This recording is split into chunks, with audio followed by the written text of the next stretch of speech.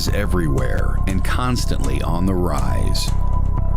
Quick and easy cases are solved daily, but what of those more sinister and cold cases that remain to be solved? Join host Ashley and Candy as they dive into the horror of some of these cases and shed some light on what is truly behind the realm of darkness. Now, here are your hosts of Realm of Darkness, Ashley Moreno and Candy Howard.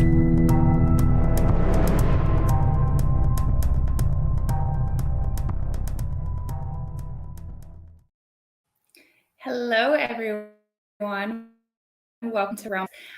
Tonight, unfortunately, Candy will not be joining us. She is traveling to, I believe, Chicago right now to head out to an investigation for the weekend. But she'll be back next week. So I'm super excited. I was kind of geeking out backstage, but I have a really, really exciting and important guest tonight. You guys know him because he is the founder of WLTK-DB. He is the author of The Haunted Voice, which is an incredible book. So everybody help me welcome Todd Bates. That's what we need. Yay! Hi, Little sound. Hey, thanks for having me. Yeah, of course. I'm so excited. So how are you? Let's start out by that. I'm doing good. I'm keeping busy. I'm keeping out of trouble. Everything's going great. I mean, the pollen count's high. Other than that, I'm doing good. Well, good. So I have to say, as soon as I saw that you came out with this book, I had to get it. We've been friends for a while, and just being on this show, knowing you. So I kind of want to dive right into it because this book has a little bit of everything. It has paranormal, it has corrections, it has a little bit of true crime, and even I've mentioned to you previous, like a little therapy book. At least I did. I took it that way because some of the quotes that you have in there are just incredible. So, of course, with being true crime, let's dive right into it. So, in the book, I read that you had been in corrections for a while, and that you had worked in it, and you got to see all kinds of crazy, ridiculous things. So, for people that don't know what that's like, tell us about it. I would love to, and this is actually the first time I've ever spoke about it. My corrections career. I was a corrections officer for 6 years in a supermax prison.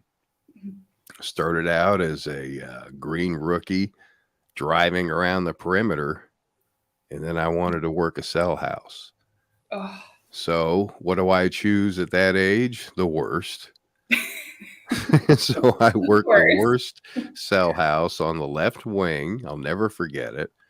And I worked every day for 8 hours, then 12 hours, and I would work overtime and so forth. Got used. It almost became a second home. Scary enough. Well, they put me in charge of that cell house. Oh. And this cell house was filled with gang members and rapists and thugs and you lifers, you name. One guy had 350 years. I mean, how long is that? At that point, why not just kind of sentence them to death row if you're giving them 350 years? Yeah. Oh my gosh. Well, and I'm sure being and working that block, you probably saw some heinous things and some crazy things. They are the most manipulative people that I've ever come across. They have nothing but time. One day, it was a nice quiet day at first. On the shift started. We get to the cell house and it's too quiet. So we know something is about to happen because all of their cuff ports, which are their food slots, all of them are closed, and that's not normal. So they're in there doing certain things, getting certain things ready. Well, it was lunchtime. The doors roll open, and they usually do them a tier at a time. Well, these were done one tier. Well, they stepped out fully dressed. It reminded me of the movie Escape from Alcatraz, how they came out Oh, and they had the button shirts and jeans. They were all dressed in their blues. The Aryans were, yeah. and then so were the African Americans. So I knew something was about to happen.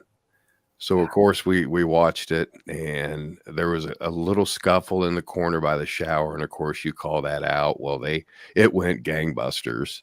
And thankfully that day I'm working the control pod, where I wasn't down on the floor, Yeah. but they went nuts. They were grabbing mop handles, ringers. They would take the ringers off the mop, whatever it took to beat each other with, and they were going to town. Well, the first responders get there. A little pepper spray is not going to do anything. No. So it just kind of makes it worse. So of course the weapons team is called, and I had just so happened to be on the weapons team that night, and my job was to shoot what's called a 308 gas gun, and it holds 5 wooden blocks, and those blocks bounce on the concrete, and they just go bing, bing, bing, bing, bing, bing. And whenever they hit, they, well, normally knock unconscious. But These guys. the captain came in, and we had this little captain. This captain must have been 4'11", the tiniest man I'd ever seen, but the mightiest man. You know, he came in, he says, "Todd, fire right over there in that corner." Okay. So I just shoot the thing, and they all ran like cockroaches to the cell house and everything. And it was a crazy moment. That was my scariest moment in there, but they all locked down, and Yeah. everything was very, very quick ending. But I'll never forget that captain's courage. And did anybody, hopefully nobody got hurt in that instant or in that situation? No, nobody got hurt. It was not, they're non-lethal weapons.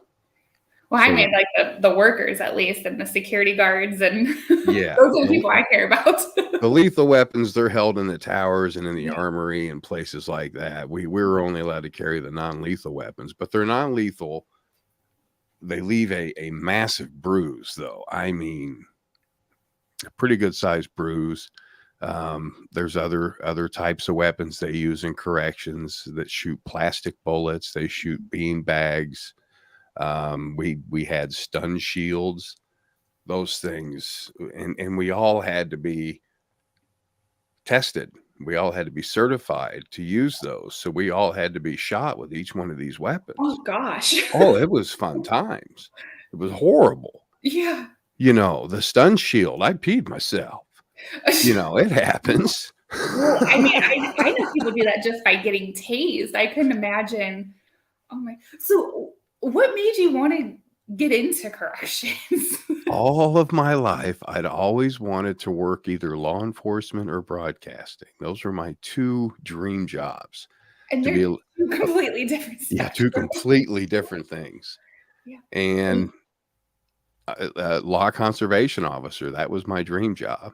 Mhm. And corrections was my stepping stone. I started in security, worked into corrections, and was just about to get hired on to a local police department when all this happened. Oh my God. And it ended my career, of course. So I had to choose the other route, which was radio. And But I'll it never worked look out. back. And I know some of the viewers, I am sure, probably read the book, but for the ones who haven't quite gotten it yet, would you mind elaborating on why you're no longer in corrections and kind of how that, you know, I'm going to say a negative situation, but a positive thing came out of Mhm. it, you know, Best- and It was the best thing that had ever happened to me. which is crazy. When I was reading it, I mean, of course, I know you now and I know all the things that you've done, but when I was reading it and I saw what the possible sentence was, like my heart sank and I was like, and I know it didn't happen, but I was just like, oh my God, I could not even imagine, 1, being put in that position, 2, the detail that you were given before giving that ultimatum, and then the possible sensing that you had to face. And I know everyone in here is like, what is she They're talking like, about? what is And she talking about? I'll let Todd tell you, but I'll tell them. I mean, the I book mean, has more detail, but I'll yeah, tell them in detail the I best mean, I can. I was reading it. And I read the entire book in one sitting. I could not put it down. It was hell. The day it happened, like I said, I ran that cell house, so we were doing random shakedowns, and I came across this inmate cell that he was known to have contraband. It was no big deal. You know, we really never did anything to them. We just took it. Well, this time he threw a fit, threw a huge fit. And was it anything major that he was going to get like extra sentencing, or he just. It was a bunch of pills. Okay. It was a bunch of pills, and that to them is a lot of money. Yeah. That's a lot of money. And those, you know, I never worried about tobacco. Mhm. I never worried about marijuana, you know, but the things that concerned me were pills because those kill people. So I Mhm. took them, and he was so upset, and he was right outside. He was handcuffed outside his cell, and he said, "That's okay, Bates. One of these days you'll see what it's like behind bars." And I'm just, you know, I hear death threats every day. Well, it was probably, I would say 3-4 days, and this car kept driving by the house. It was a beige car. Never seen it before. Never, because I lived in a very small town, only 1,400 people. No one's been down that, and they kept driving by. 2 days after that or so, one of his cronies came down and asked how my wife at the time was doing. And of course, I just tell them to go back to their cell, all that stuff. You know, you write them up, all that jazz. And I just sat there and thought for a moment, okay, where could he have gotten that information? She had been recently in the paper over some sexual harassment charge at the Capitol building. Maybe he got it from there. Okay. And it was about a week after this. The car was driving back and forth. I get another, the same crony comes down. Hey, that's a nice deck and fence you're building there alongside your house. Looks pretty nice. What's that cost? And then, you know, again, you keep that stone face and you can't say anything to them because you feed into their bowl. Yeah. So you have to remain stone faced, like, what in the world are you? Oh, sure. Yeah, it's great. You know, because I never wore a ring. I never wore anything like that. Yeah. And Now, how this information, like that would be my thing is. it was about 2 weeks after when they came down, and what did it was when he said, "How's your daughter Casey doing?" He knew her name. He knew her name. Oh my. Oh, I just got goosebumps on that. And my immediate, and keep in mind, before I never talked to these people, Mhm. get out of my face. Leave me alone. My first words were, "What do you want?" Wow. It just came to me. I had to say it. They had gotten me at my worst. So what do you want? So that's what happened. And I had to bring him in a package, which I thought was tobacco. And they never told you what was in it. Wow. No, I was told to meet them at a gas station. And I went there. I was in full uniform on my way to work. Went to the gas station. Was sitting there. A blonde female opened my car door. Sat down and said, "Do you know blah, blah, blah?" I said, "Yeah." "Could you give this to him for me?" And I grabbed it. Possession. Oh. grabbed it underneath, put it underneath my seat. I didn't even know what it was. I didn't look at it. It could have been a bologna sandwich. I don't know. Yeah. So she gets out. I put the car in reverse. Okay, let's go to work. Todd, are you really going to do this? Because I had to stop at the locker room, so I would have had more time to think, because I had been thinking and making myself sick about this for months. And I go to put the car in reverse, and all of these police officers came out of nowhere. They came out of the convenience store. They came out of the fields. They came off the highway and pulled me from my car, threw me on the hood, put guns to my head, threw me in the back of the cruiser. I didn't say a word. I just sat there, knowing what I did was wrong. The intent, this is the karma. This is what happens. This is law. I broke it. But you were, but on the other side, you were, I mean, they knew your house. They knew. Yeah, they knew everything about me, and it was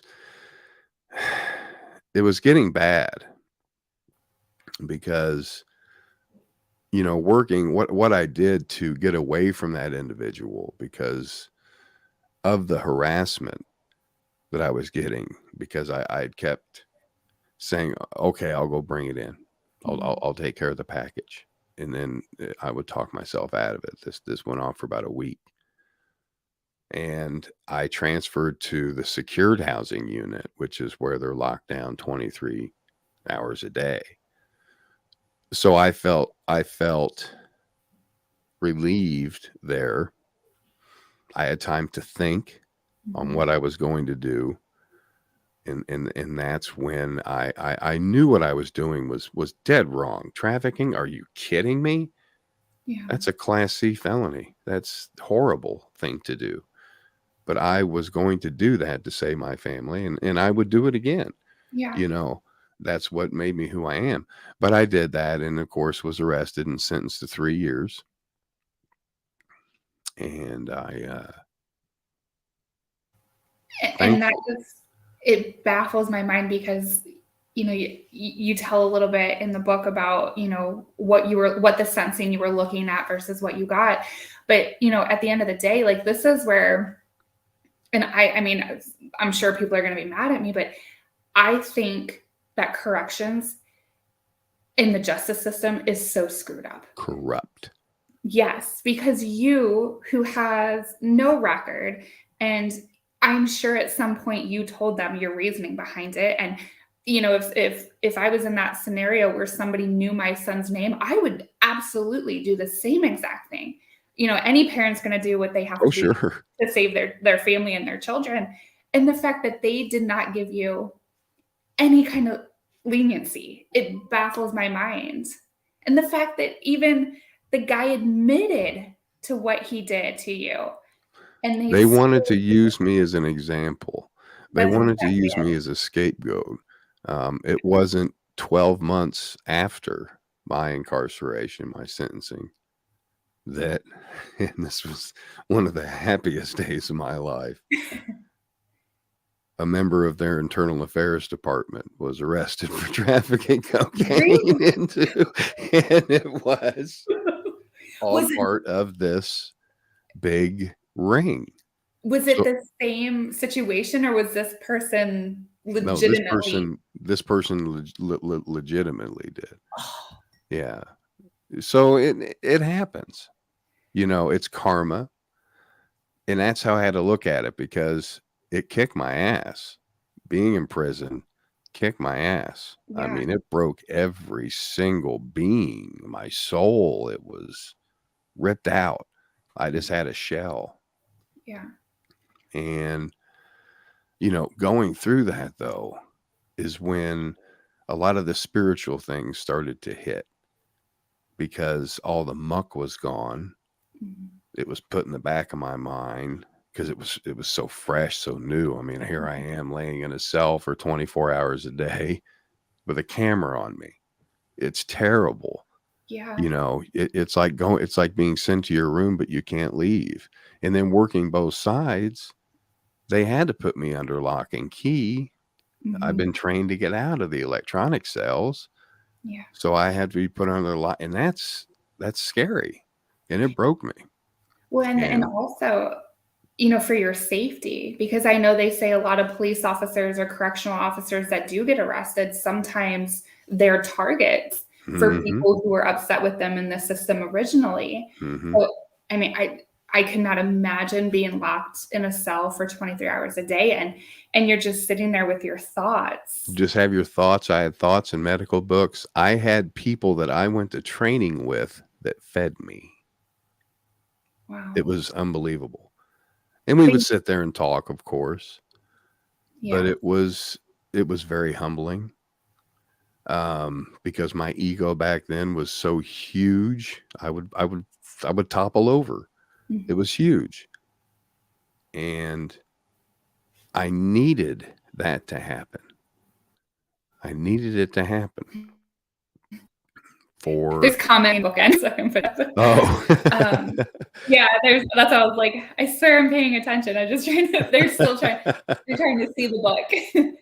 And at the end of the episode, we'll tell you guys where you can where you can get the book. Todd has links on it on his social media. We can put it on mine, but we'll talk about that at the end.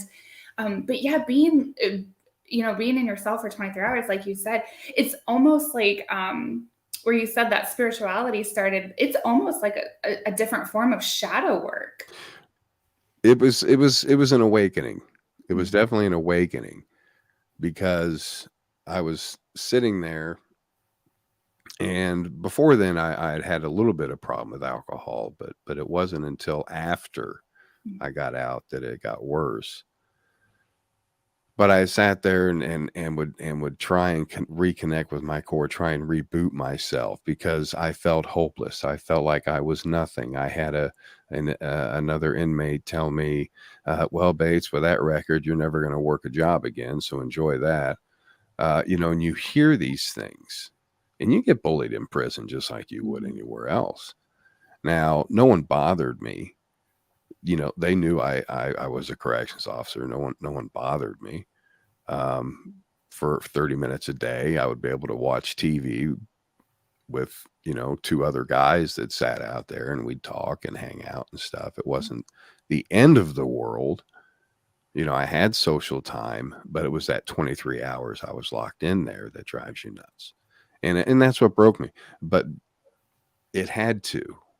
Mhm. I had to be rebooted. My mentality had to change. My personality had to change. My entire being had to change. I get out and I didn't readapt to society very well whatsoever.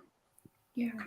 And I mean, I know that sometimes they offer tools and guidance and help, but do you think that they offer the proper help and the proper guidance to get someone acclimated back into, just standard life? Because 23 hours a day in a cell, that's stripping everything from you. It did. And today's standards, no. Yeah. I don't think they would help as much back then. They did. I had a counselor that came to my house daily, would pick me up, take me out. Even if we went and had a piece of pie at a restaurant, he reintroduced me to society. They disabled me. Yeah. I was not able to do anything socially, and it was horrible. And I fought like hell to get off of that in 2012. But slowly, after kind of snapping a little bit, going through rehab, going through some mental hospitals, getting the correct medication for bipolar disorder, anxiety disorder, all the fun stuff, Mhm. getting on the correct medication, that's when I started stepping up. That's when I started waking up. That's when I got into the paranormal. Mhm. And that is what changed my life forever. And I'm glad you brought that up because I know, between the two of us, we know numerous amounts of people in the paranormal field, and it seems like the going rate is that the people who tend to be very interested in the paranormal are those who have suffered some type of tragedy in their life, Yeah. whether that be like the situation that you went through, or, somebody losing somebody very important to them at a young age, or abuse, or, neglect. And do you think that situation that you went through and having to kind of almost re-find yourself, do you think that pushed you to be a little bit more accepting of the paranormal? Yeah, it made me odd. Yeah. It made me we all are a little odd, Yep. aren't we? It made me one of those people where people take a second look, or don't communicate with, or don't associate with, because of my past. It made me one of those type people. Yeah, absolutely. Well, and one of the things, I mean, this is kind of off topic, but just reading the book and reading what happened to you, it makes you really want to step back and kind of not read somebody at a glance, like job applications and things like that. You see that, oh, somebody might have a felony. And when you hear felony, you instantly think worst case scenario. And people will judge people on that. But, giving that benefit of the doubt and hearing their side of the story and what happened, because like, to me, knowing your story, you had no option. I didn't. I was looking. I was facing 57 years, 2 Class A felonies. But you were doing what you had to do to protect your family. For protecting my family. Yes. This was happening to me, and it costs a lot of money. It cost several $1,000s for the prosecutor to say, you know what? Possession sounds good. Ridiculous. See, and I don't know how that couldn't have been, I don't know the proper terms, but like getting set up and the threats, and how is that any different than what you went through? I mean, to bring your daughter's name into it, they knew exactly what they were doing. And they knew that once they had her name, they had you. And I couldn't go to internal affairs. They're just as crooked. You can't go to anybody. They tell you that they know these things. They paid another officer to get my information from personnel. That's how they found out? Yes. Oh my gosh. And how this officer, whoever this officer is, how they get my information from personnel, is what I want to know. So these are things that, and mostly I just want people to know that it's a different world. And if you're in that field, be careful. Don't go around telling these people, hey, oh my goodness, I just got married. Isn't that great? They're not your friends. They're not your buddies. These people have nothing but time. They've done their crime. They've accepted it. And they have nothing but time to think about how to destroy your life or to manipulate you for money. Well, and especially those people that are serving like 350 years, they're not going anywhere. So all they're doing is entertaining themselves in those situations and bringing people down with them. And it's terrible and it's awful. It breaks my heart. They'll learn their 8-10 master's degrees while they're in there. And unfortunately, those will go to no use unless they write books. Some, I did run across some good guys in there. There were some decent guys. They were writing books. They were trying to better themselves. They realized what they did was wrong. And, they want to better themselves. And I commend them for that. But it's the ones that are idle, that are just thugs, that need some kind of other system, I think, other than corrections. I think they need some other kind of system. Yeah. And I do think that that's somewhere where our justice system really lacks, is for people who do need, like mental evaluations or medication, or even just counselors to kind of work through any type of issues. Because I don't want to say most, but a lot of inmates do have dark pasts where they were either abused or sexually assaulted, and there's a reason for their darkness. But I don't think they ever get that opportunity to really find it. I mean, there are some people that are just complete a-holes. Right. They just like the thrill of it, which those people we know how I feel about people like that. Yeah, they can just take a leap. Yeah, I feel like that disclaimer in the beginning is because of me. I mean, it's life. We all have these issues. We all have these things inside that we're afraid if society finds out how they're going to treat us. Mhm. So I kind of I took this book and I spilled all my guts in this thing, all my vulnerabilities, everything's in there because that's me. And if a person reads that and can relate to it, can say, oh, my uncle acted just like that. Mhm. They related to it, you know, it made amends for me. Yes. With the way I live in the present, moment to moment, I've burned so many bridges, Ashley, it's unreal. You know, I've got to make amends. I've got to better myself, always do the next right thing, you know. Yeah.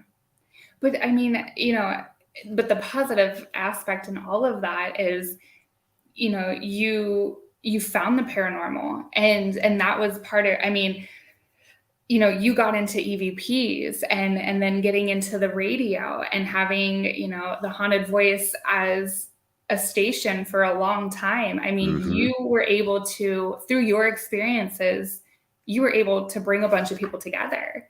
And even on WLTK-DB, I feel like, there's a lot of us that feel like we're outcasts or like we don't really belong because we're the weird people. We're the ones that like to talk to ghosts and go ghost hunting. But the station itself, we're like one big family. And, we're all a bunch of little weirdos in our little box and it works for us. So, I mean, we're all like-minded weirdos. Yeah, exactly. And I mean, that's something like reading your book and, seeing the things that you've gone through and the struggles that you went through,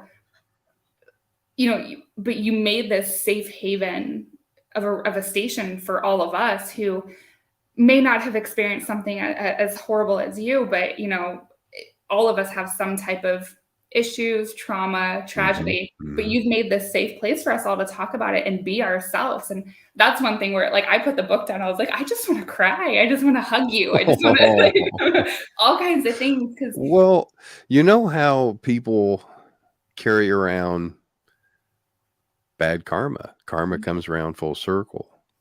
Yeah. This station helped me balance that bad karma by doing something good, by providing something for free for people to learn from.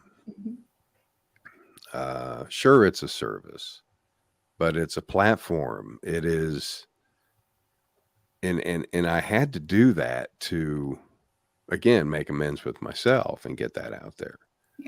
You got to share that with another human being.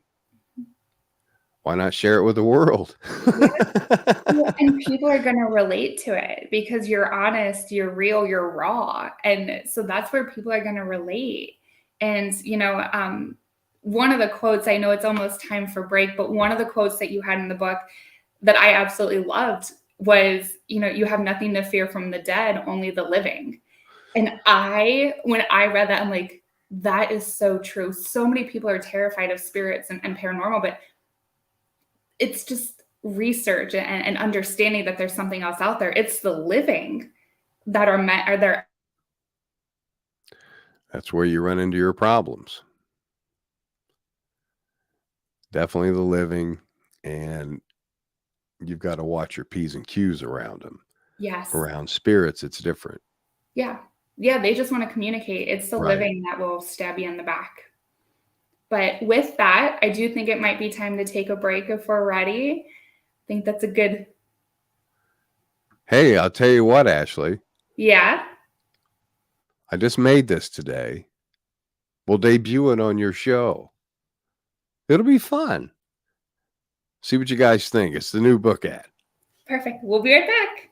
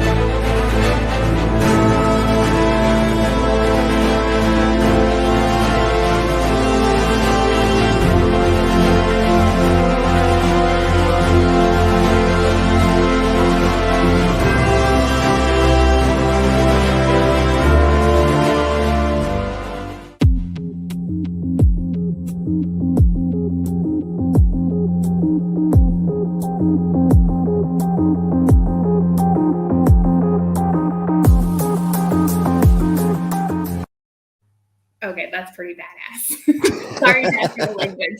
That I like that. That's pretty cool. That was fun. That's cool. I like that. That has to stay on every week now. Okay. Deal. Consider it done. Thank you. Perfect. So anyway, getting back into the paranormal, again, when I was reading your book and some of the conversations I've had with other friends is, there are a lot of us that kind of suffer with mental illness and addiction and different, we'll say disabilities of an array of things. And, a lot of us have found that the paranormal is almost kind of like our own little medicine and like a healing factor for those. Do you feel that it kind of had that effect on you when you first started getting involved? Wow. You're awesome at this stuff, Ashley. Yes. Thanks. Paranormal. At the moment, I was looking for someone to accept me because of what I was so rejected and tossed to the side and laughed at. And then I found the paranormal and this is no joke. I heard, really? So am I. And I felt this connection of no judgment. Yeah. And community. And back when I first came in, the community was so strong. I mean, we all met in chat rooms. We all shared data the best we could with what we had and dial up and all that fun stuff. But people talked, no one's worried about, getting the next Grammy or whatever. It was about research. It was about putting all these heads together. It was about, just community. Yeah. And it's still there for the most part. The only is. thing I see is the slight separation, but that's anywhere, you know. Well, and I know people talk about paradrama and para community and all that. And I mean, I have, there's bad apples in anything that you get involved in, but most of my experience has been positive. There's been a lot of fantastic people. And I do think that we all kind of use it as a slight coping mechanism for whatever it is that we're struggling with, whether it's loss or, mental illness or addiction or even, people that are sleep deprived or, it's such an array of things. And we all kind of use it as a little bit of a coping mechanism and it works. Yeah. One of the things is just that it's kind of, it's like knowing that there's something else out there. It gives you something to look forward to. And when I was reading some of your book and seeing how you got into it, where you just kind of were invited on this investigation, you're like, yeah, sure. It's crazy because that's how it normally happens. And then you fall in love with it. And then you're, 10 years in, like, how did I get here? Yeah, it's crazy. And I still talk to Jason every once in a while. He's one of my mentors, and he just kind of took me under his wing and said, Todd, you've got to try cassette recording. Or, and he taught me how to put it on the computer. And then from then on, it was, whoa, I got to find out more. I was like a sponge, so I'm reaching out to all these different people, Sarah, and, and I'm reading some things about some of the pioneers like Konstantin Raudiva, guys like that. I mean, these are people that a lot of the newer researchers, they have no idea. No, a lot of people think it started with ghost hunters, and that's not the case. Oh, shit. Ghost hunters is great, but they are not the beginning of it. There are, just how it originated with Kate and Maggie Fox, which a lot of people don't know that's how it even started. The Fox sisters, absolutely. Yes. People think it started with the seance era, but it started somewhere. So much, and Frederick Jurgensen captured something from his own mother on a reel-to-reel recorder, just recording bird sounds, and captured it. Yeah. And Sarah Estep brought it to the United States. A lot of people forget about her. She developed the ABC system, and we still use it to this day. We do. Several teams that I've worked with still use the ABC system with with not only EVPs, but apparitions and different settings to get evidence. But I know that EVPs is one of your favorite things and kind of what you really dove into. So why? What was it about that just kind of sparked that little What flame? it was, it's getting that answer, it's getting that response and not hearing it. Yes. And I got frustrated. I'm like, you're kidding me. Okay, something's up. I'm getting this thing on a digital, not getting it on a cassette, or I'm getting it on a cassette, not on a digital. I still can't hear the damn thing. So what's going on? And I became obsessed with it. I tried taking apart, and it worked too. I actually got a response. I took the microphone out of a damn analog recorder just to eliminate, and debunk, and I still got a response. Personally, I think, and I still use, and people will laugh, but some people still use them. I still use an analog recorder, still in my bag, but ready to go. A few tapes. Those things are a little pricey, but they're good to go. And I still use that, not because it works, because what it does capture is more pronounced. It's more audible. On a digital, you've got more whispers and things, so it's more audible. And plus, I think there's some way for them to imprint themselves, with a magnetic tape going across in that device. It hits that magnetic head, and you've got basically static electricity, magnetism. Who's to say they can't throw a vibration onto that? True. And say, help me, or this and that, just whatever onto there. Who's to say that can't happen? So I haven't figured that part out yet.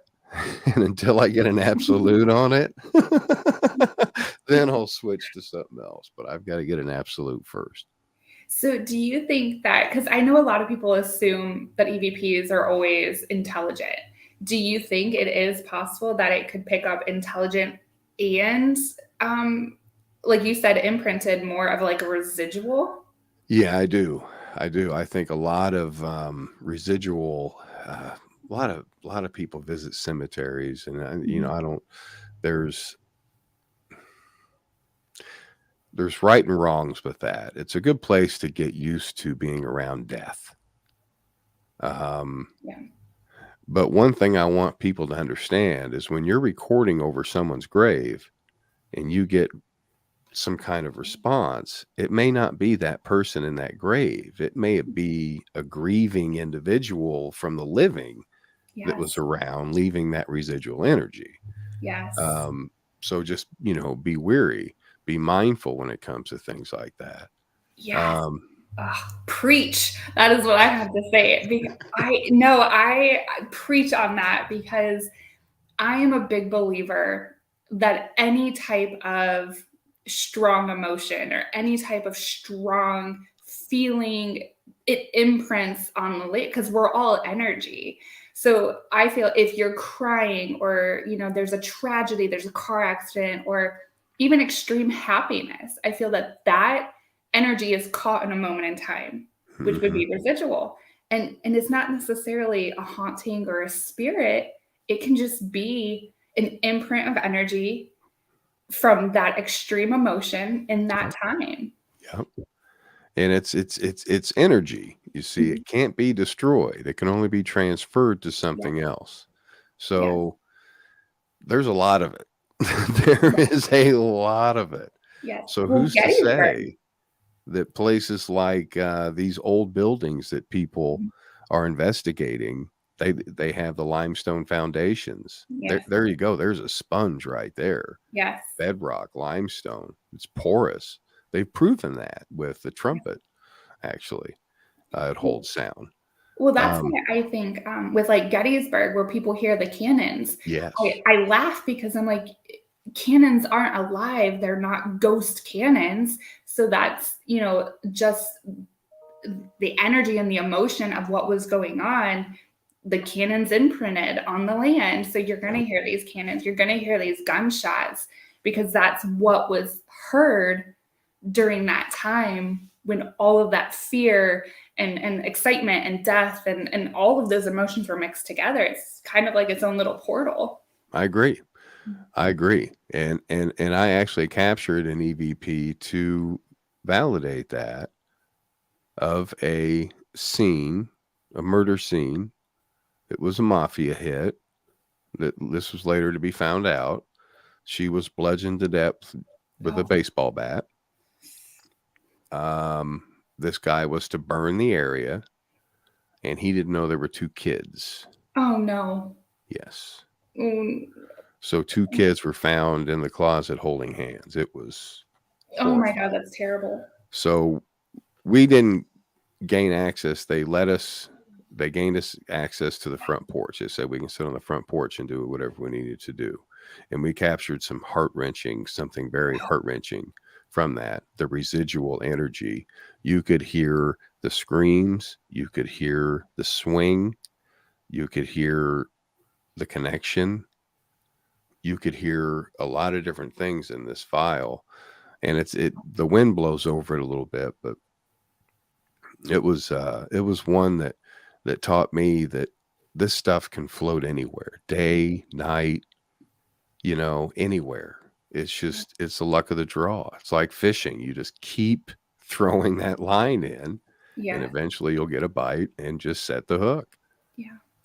Well, and that's what I wonder too. I know people talk about different dimensions and different planes. And, if those types of energy and those types of emotions are so strong that they can imprint in a moment and replay throughout time, I also, and this is how my brain works, is it possible to almost imprint like a movie? And that's some of the experiences that we're seeing when we see shadow figures or we see apparitions. Could it just be an imprint and they don't necessarily see us? Or could it be a completely different plane where this movie's playing out, but we're here and the wires cross and we're just experiencing what they're seeing and they don't even know we exist? Yeah, there's an alternate universe that we're living simultaneously. Yes. And that gets complicated. You get into string theory. Yes. And you get into we need some kind of we need a different guest on here for that, because that gets into quantum physics. That gets tough. But this field with residual versus intelligence, for years I was skeptical on intelligence. I thought everything was residual because I was coming into this. I was 100% skeptic. I did believe in life on other planets, of course, but I was 100% skeptic of this. And it changed my mind after seeing a few things that I can't explain. But I would say the majority of the person coming into this field needs to keep that skepticism in the back of their mind. Yeah. Don't be gullible. Don't go down the road and think, oh my goodness, that place looks haunted. It very well could be, but here's what could happen. You've already suggested that in your mind. So now it is. So now you could create what are called tulpas. Yes. You Egregores. could manifest a poltergeist. Yes. You can do a lot of things with this human mind, and some great people to talk about that. Of course, Lloyd Arbach, Randy Liebeck. Yes. These people are awesome. But it's crazy how all of this happens, and we're just trying to find one answer. Is there life after death? And we have to go through all of this to figure out that one little answer. It's just... I almost feel like, and I think you're right, our brains are such powerful tools. One of my favorite instruments or things to use is the dowsing rods. Yeah. But I do feel that with the right energy, you can manipulate them. If you want them to say yes, they will say yes. So what I like to do, and I've done on a couple investigations, is I close my eyes and I let somebody else ask the questions. That way I don't know if it's saying yes or no, or if it's straightening out. And I always go in saying like, this is yes, this is no. But yeah, I like to close my eyes. That way I know that I myself am not manipulating it. That's good practice. Mm-hmm. Yeah. That's and it tends very to good work out. practice. Or you have two people sit back to back with both their eyes closed and see if you get the same responses. And it kind of helps verify that it's actually real responses versus somebody maneuvering it. But yeah, soda bottles. Oh, mine have the little things that you can't really turn them. But like I said, the mind is a powerful tool. And I think with the right amount of energy, you can make anything happen. And then that thought bubble went right out the window. So no, I don't know what happened here. and another thing I wanted to touch on real quick is today's demon problem. Everybody, we're okay. Yeah. Yes. We're okay. It's gonna be okay. Just talk to source, talk to your higher power. You'll be just fine. There are no demon things running among us. No. It's a rarity that happens. It's a very rare occurrence. And I know that seems to frighten a lot of people. So hopefully a lot of folks don't get the wrong idea of the paranormal and turn it into an occult, turn it into some kind of demonic force. It's not. It has nothing to do with that. That has to do with the clergy. Okay, that has to do with the demonologists. That has to do with the clergy. So that's sad. I had to clear that, Ashley. I 100% agree with you. I think, unfortunately, the field, because of someone that has been named in the comments, they've turned it into...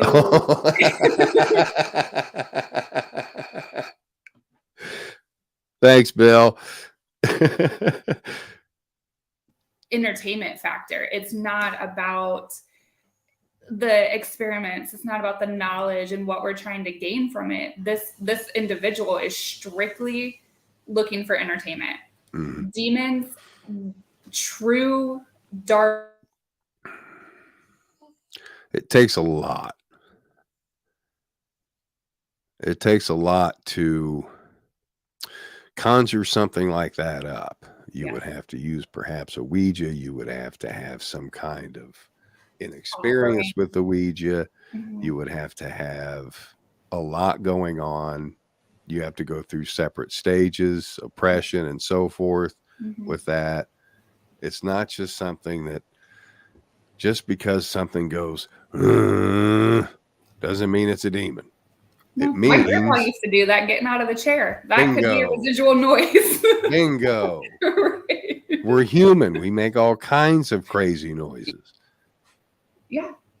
Well, and a lot of people assume that darkness and shadow work all revolve around demons and Satan and the negativity. But again, another quote that you had in the book that I absolutely loved was, you have to go through the darkness for a spiritual awakening. And, people hit that wall of bad karma and darkness. But if you can fight through that, there's so much more on the other side of it where, you start to understand yourself compared to what you were before and getting to know yourself. And it just opens up a whole different world. It's the beauty of it was finding myself, and not only finding myself, but loving myself. Yeah. Because a person can hate themselves very easily. To love yourself, it takes discipline. Yeah. And I do that and live in the moment, and I'm okay. Well, and we are our own worst critics. So, things that other people might not notice or pick up on, you're going to look in the mirror and you're going to see whatever you think your flaws are. But, in the spiritual and paranormal world, it's okay to love those parts of us, and it's okay to be weird and dark and have intrusive thoughts and questions, and that's all accepted. And that's what I love about the community is it is very accepting. The community, you said the key word is accepting, and that is what brought me into it, and that's why I'm still involved with it now, is because it is still accepting no matter what. I have seen this community just recently. I've seen this community pull together. Yes. And especially in the darkest of times. And, to see those kinds of things, that's what we want. That's what we want. And it's okay. People are going to have differences. They're going to disagree. We just need to agree to disagree, move forward, and figure out how the hell this works. Yeah. and you know, on almost like, I guess, almost a closing thought on that is, you know, you mentioned earlier that we spend all this time and all these resources looking for, is there life after death? Is there an afterlife? But I think honestly, and this is just my odd brain turning, I don't think we will ever have that answer, because once we have that answer, it takes away our drive and our curiosity, and it takes that excitement away from the field. And yes, I think we will just never, we're always going to fight for it. But I don't think, just for us as humans and our own spirituality and sanity, I don't think we're ever going to have an answer until we're there. It's that never-ending spiritual battle. Yes, 100%. But unfortunately, here's another one I could go on for hours. But unfortunately, we are coming close to an end. But before we go, Todd, tell everybody where they can get your book. Oh, sure. Okay, you guys can find that on Amazon, Barnes & Noble, Apple Books. You can get a signed copy. ToddMichaelBates.com. That's ToddMichaelBates.com. And I'll sign it for you and get it shipped out. I usually do that for you pretty quick. And the price was just recently reduced on that. I got some emails from you beautiful folks, and thank you for those. And the price has been reduced, so now everybody can afford a copy. So hopefully it helps you as much as it helped me. Thank you, Ashley. No, thank you. And if anybody has any questions or for some reason can't find it, you know, private message me, get a hold of Todd. We'll make sure that you're able to get a copy, or that you're able to get the links. And Todd, thank you for such an incredible book. Like I said, it made me smile. It made me sad. It made me happy to be a part of this station. So thank you for everything that you do for all of us, and for giving us a place to just be ourselves and to call home. You're welcome. You're so welcome. Thanks, Ashley. Thanks. So you guys, it was great talking with you, and we will see you next week. Good night. The truth is here and now on WLTK-DB Talk Radio at WLTK-DB.com.